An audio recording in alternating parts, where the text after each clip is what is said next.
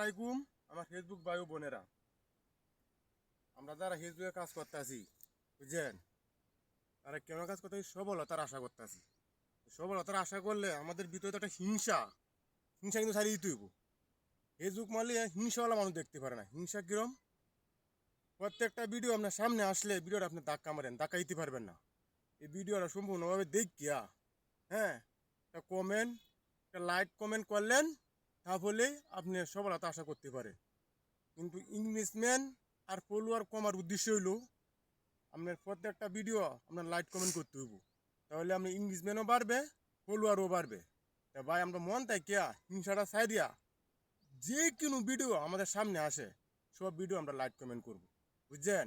Like comment করিয়া ভাই দেখেন আপনি আমার কথাটা মানুন যান ভাই, আমি একজন নতুন ভাই, আমি কিন্তু আজও সফলতা হতে পারি নাই, কিন্তু আমার কথাটা একবার আপনারা মাইনে দেখেন।